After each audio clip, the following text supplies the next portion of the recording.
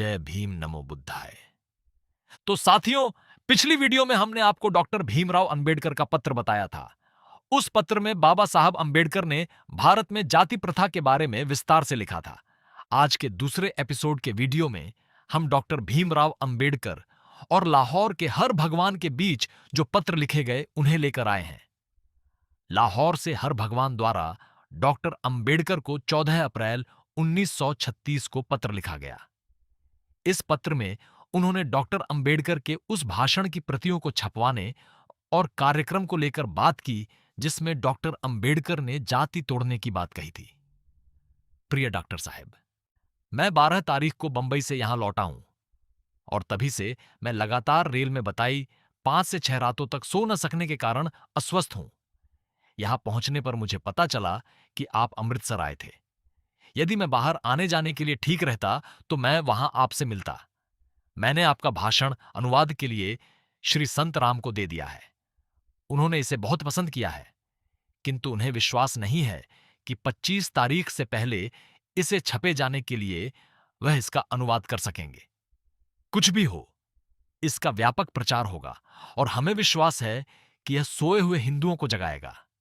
बंबई में जिस लेखांश की ओर मैंने संकेत किया था उसे हमारे कुछ मित्रों ने पढ़ा। इस पर उनकी कुछ शंकाएं हैं और हम में से जो लोग बिना किसी अप्रिय घटना के सम्मेलन को समाप्त करना चाहते हैं, उनकी इच्छा है कि कम से कम वेद शब्द को फिलहाल छोड़ दिया जाए। इसका निर्णय मैं आप पर छोड़ता हूं। फिर भी मुझे आशा है कि आप अपने अंतिम पैरे में इस बात को स्पष्ट करेंगे कि भाषण में व्यक्त विचार आपके अपने हैं और मंडल उनके लिए जिम्मेदार नहीं है। मुझे आशा है कि मेरी इस बात का आप अन्यथा न लेंगे और हमें भाषण की 1000 प्रतियां उपलब्ध करा देंगे। हम अवश्य ही इनकी कीमत आपको चुका देंगे। इस आशय का एक तार आज मैंने आपको भेजा है। 100 रुपए का एक चेक इस पत्र के साथ संलग्न है। कृपया इसकी पावती भेजें और हमें यथासमय अपने बिल भी भेज दें। मैंने स्वागत समिति की एक बैठक बुलाई है। मैं उसके निर्णय से तत्काल आपको सूचित करूंगा। आपने भाषण को तैयार करने में जो भारी कष्ट उठाया है, उसके लिए कृपया मेरा हार्दिक धन्यवाद स्वीकार करें। आपकी कृतज्ञता के लिए हम निश्चय ही बहुत आनी हैं। आपका हर भगवान। इस पत्र के जवाब में डॉक्टर अंबेडकर ने कहा कि कृपया भाषण के छपते ही तत्काल उसकी प्रतियां यात्री गाड़ी से भेज दें ताकि उन प्रतियों को प्रकाशन के लिए समाचार पत्रों को भेज दिया जाए। जिसके बाद डॉक्टर अंबेडकर ने 1000 प्रतियां छापने के आदेश के साथ अपना लिखा हुआ भाषण प्रिंटिंग प्रेस को सौंप दिया।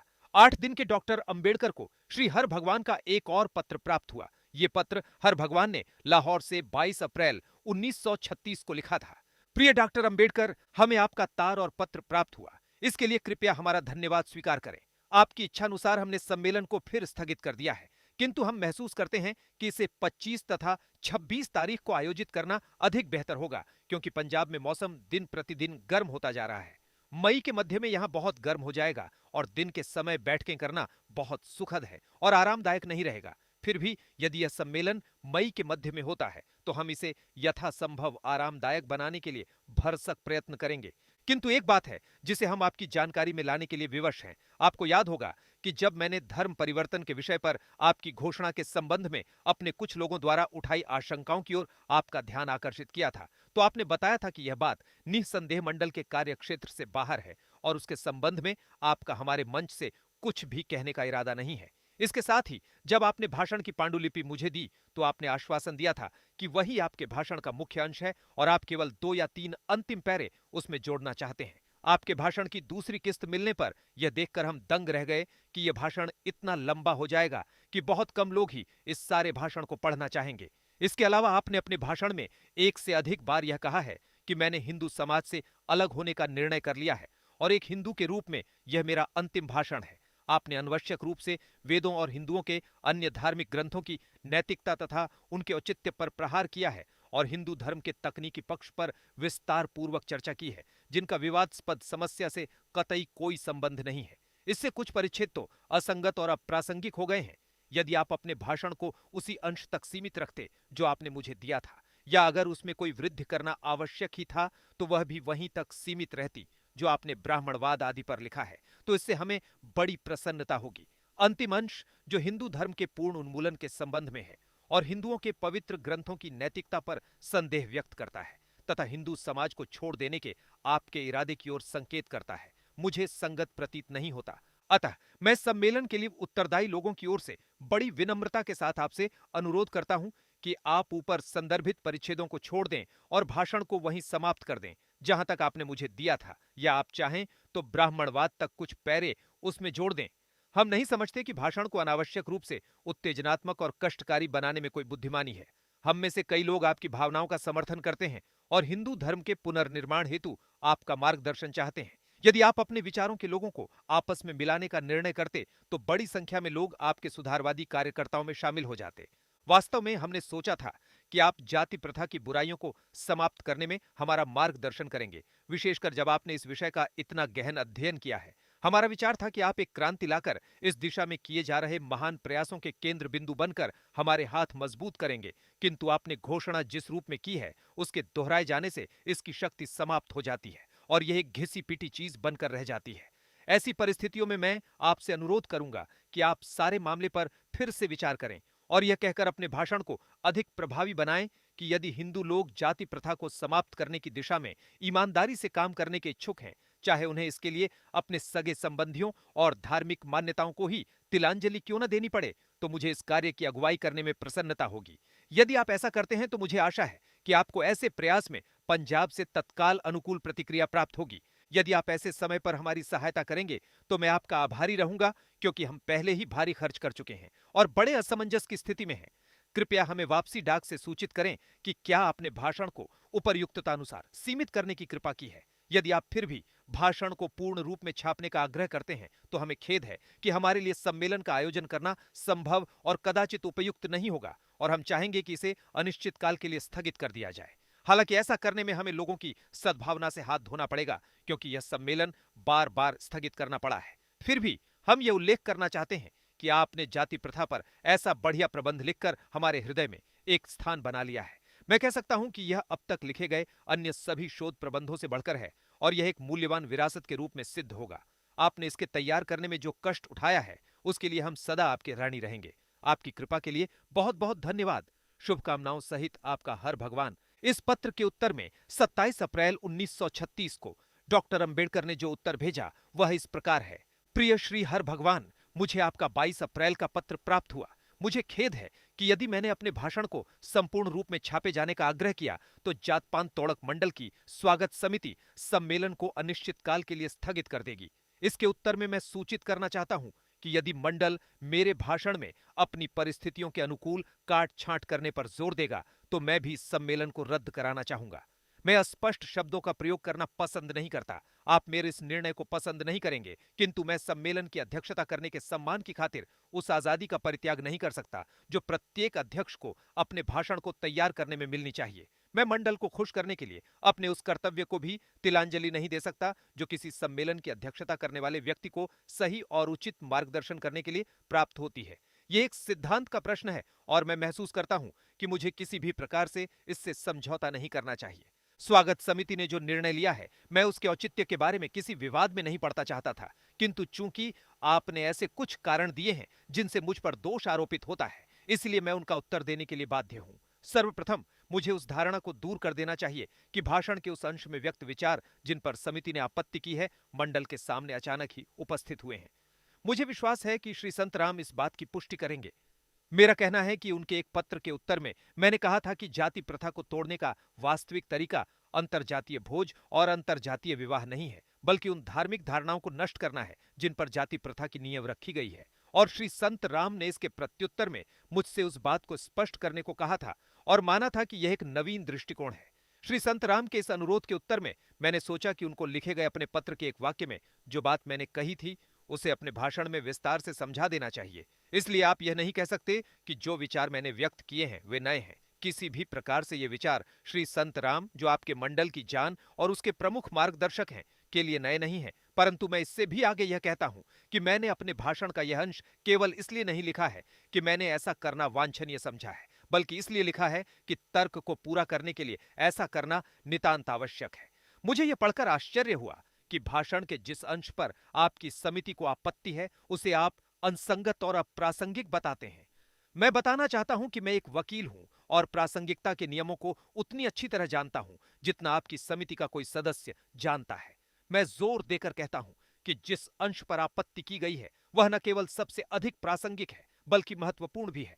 भाषण के उसी अंश में मैंने जाति प्रथा को नष्ट करने के सर्वोत्तम उपायों का विवेचन किया है। यह हो सकता है कि मैं जाति प्रथा को नष्ट करने के सर्वोत्तम उपाय के रूप में जिस निष्कर्ष पर पहुंचा हूं वह चौंकाने वाला और कष्टकारी हो। आपको यह कहने का अधिकार है कि मेरा विश्लेषण गलत है, किंतु आप यह नहीं कह सकते कि जाति प्रथा की समस्या से संबंधित किसी भाषण में मुझे इस बात की छूट नहीं है कि मैं इस मुद्दे पर विचार करूं कि जाति प्रथा को कैसे नष्ट किया जा सकता है। आपकी अन्य शिकायत भाषण की लंबाई को लेकर है। मैंने स्वयं भाषण में ही इस आरोप के दोष को स्वीकार किया है, किंतु इसके लिए वास्तविक जिम्मेदार कौन है?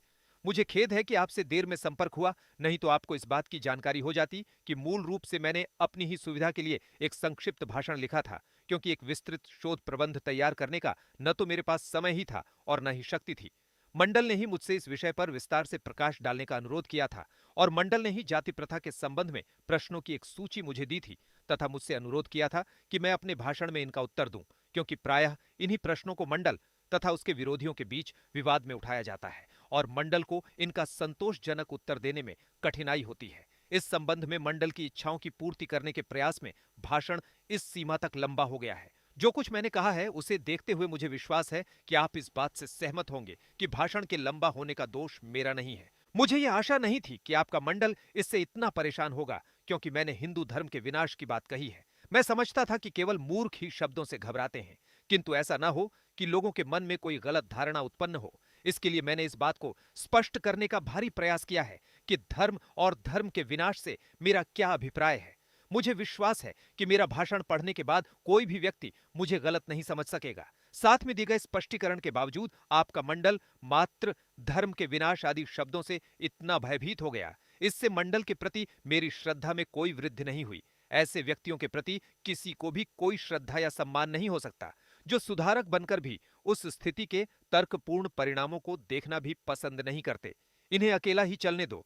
आप मानेंगे कि मैंने अपने भाषण को तैयार करने में किसी भी प्रकार से सीमित होना कभी स्वीकार नहीं किया और इस प्रश्न पर कि भाषण में क्या होना चाहिए और क्या नहीं, मेरे और मंडल के बीच विचार विमर्श नहीं हुआ। मैं सदा यह मानकर चला हूं कि मैं अपने भाषण में उस विषय पर अपने विचारों को व्यक्त करने में स्वतंत्र हूं।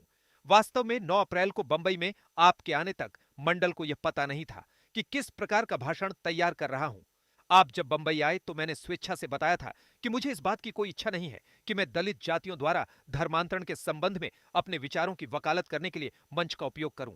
मैं समझता हूं कि मैंने भाषण को तैयार करने में ईमानदारी से उस वायदे को निभाया है। अप्रत्यक्ष रूप से एक सरसरी तौर पर दिए गए इस संदर्भ के अलावा कि मुझे अफसोस है कि मैं यहां नहीं रहूंगा आदि मैंने अपने भाषण में विषय के बारे में कुछ नहीं कहा है। जब मैं यह देखता हूं कि आपको इस प्रकार के सरसरी और इतने अप्रत्यक्ष संदर्भ पर भी आपत्ति है, तो मैं यह प्रश्न पूछने के लिए बाध्य हूं कि क्या आपने यह सोचा है कि मैं आपके सम्मेलन की अध्यक्षता करने की खातिर दलित वर्गों द्वारा धर्म परिवर्तन संबंधी अपने विचारों को छोड़ने या स्थगित रखने के लिए सहमत हो जाऊंगा? यदि आपने ऐसा सोचा है, तो मैं आपसे कहूंगा कि यह आपकी भूल है और इसके लिए मैं किसी भी प्रकार से जिम्मेदार नहीं हूं। यदि आप में से कोई इस बात का संकेत भी कर देता है कि आप मुझे अध्यक्ष चुनकर जो सम्मान दे रहे हैं, उसके बदले में मुझे धर्म परिवर्तन के अपने कार्यक्रम में अपने विश्वास का संत्याग करना पड़ेगा, तो मैं आपको स्पष्ट शब्दों में बता देता कि मुझे आपके द्वारा दिए जाने वाले किसी सम्मान की अपेक्षा अपने विश्वास की कहीं अधिक परवाह है। आपके 14 तारीख के पत्र के बाद आपका यह पत्र मेरे लिए एक आश्चर्य है। मुझे विश्वास है कि जो कोई भी इसे पढ़ेगा ऐसा ही महसूस करेगा। स्वागत समिति द्वारा इस प्रकार के अचानक अपने रुख में परिवर्तन करने के लिए मैं उत्तरदायी नहीं हो सकता। जब 14 तारीख को आपने पत्र लिखा था तो उस समय समिति के सामने जो कच्चा प्रारूप था उसमें और अंतिम प्रारूप जिस पर आपने अपने पत्र में स्वागत समिति का निर्णय सूचित किया था कि सार रूप में कोई अंतर नहीं है। आप अंतिम प्रारूप में एक भी ऐसा नया विचार नहीं बता सकते जो पहले वाले प्रारूप में न हो। वे ही समान विचार हैं। अंतर केवल यह है कि उन्हें अंतिम प्रारूप में अधिक विस्तार के साथ रखा गया है। यदि भाषण में कोई आपत्तिजनक बात थी तो आप उसे 14 तारीख को बता सकते थे, किंतु आपने ऐसा नहीं किया।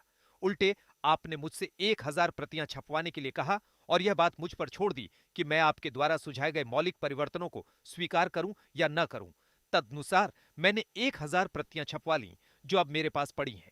8 दिन बाद आप यह बताने के लिए लिखते हैं कि आपको भाषण पर ऐतराज है और यदि उसमें संशोधन नहीं किया गया तो सम्मेलन रद्द कर दिया जाएगा। आपको झात होना चाहिए था कि भाषण में परिवर्तन की कोई आशा नहीं है। जब आप बंबई में थे तो मैंने आपको बताया था कि मैं उसमें एक विराम का भी परिवर्तन नहीं करूंगा और अपने भाषण को किसी भी तरह सेंसर किए जाने की अनुमति नहीं दूंगा।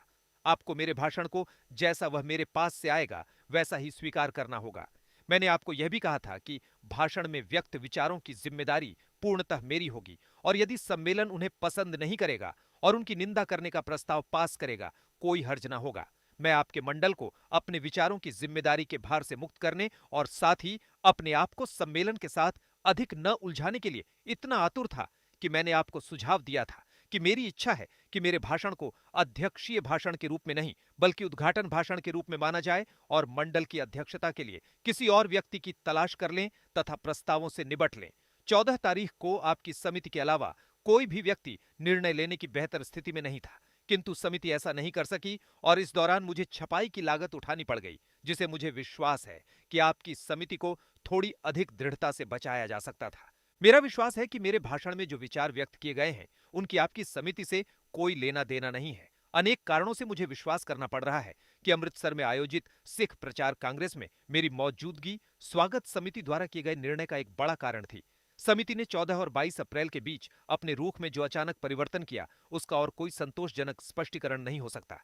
फिर भी मैं अब इस विवाद को अधिक लंबा नहीं खींचना चाहता और आपसे अनुरोध करता हूं कि आप तत्काल घोषणा कर दें कि मेरी अध्यक्षता में होने वाले सम्मेलन का अधिवेशन रद्द हो गया है। अब सारी गरिमा समाप्त हो चुकी है और यदि आपकी समिति मेरे भाषण को इसके वर्तमान संपूर्ण रूप में स्वीकार करने के लिए सहमत भी हो जाए, तब भी मैं इसकी अध्यक्षता नहीं करूंगा। भाषण तैयार करने में उठाए गए मेरे कष्टों के लिए आपने जो सराहना की है उसके लिए मैं धन्यवाद देता हूं। अगर किसी को नहीं तो मुझे इस श्रम से निश्चय ही लाभ मिला है। मुझे खेद केवल इसलिए है कि मुझे ऐसे समय पर इतना कठोर परिश्रम करना पड़ा जिसे मेरा स्वास्थ्य सहन नहीं कर सकता था। आपका भीमराव अंबेडकर। इस पत्राचार से उन कारणों का पता चल जाएगा जिनकी वजह से मंडल द्वारा अध्यक्ष के रूप में मेरी नियुक्ति रद्द की गई थी और पाठक यह जानने की स्थिति में होंगे कि इसका दोष किसको दिया जाना उचित है। मैं समझता हूं कि यह पहला अवसर है जबकि स्वागत समिति द्वारा किसी अध्यक्ष की नियुक्ति को इसलिए रद्द किया गया है क्योंकि वह अध्यक्ष के विचारों का अनुमोदन नहीं करती। चाहे ऐसा हो या ना हो, किंतु निश्चय ही मेरे जीवन में यह पहला अवसर है जबकि सवर्ण हिंदुओं के किसी सम्मेलन की अध्यक्षता करने के लिए मुझे आमंत्रित किया गया था। मुझे अफसोस है कि एक त्रासदी में इसका अंत हुआ, किंतु ऐसे कठोर संबंधों से कोई भी क्या आशा कर सकता है जहां सवर्ण हिंदुओं के सुधारवादी और अछूतों के आत्मसम्मानी वर्ग के बीच संबंध इतने कठोर हों कि सवर्ण हिंदुओं को अपने कट्टरपंथी साथियों से अलग होने की कोई इच्छा न हो और आत्मसम्मानी अछूत वर्ग के पास सुधारों पर जोर देने के अलावा कोई विकल्प न हो। भीमराव अंबेडकर, राजगृह, दादर, बंबई, 14-15 मई 1936।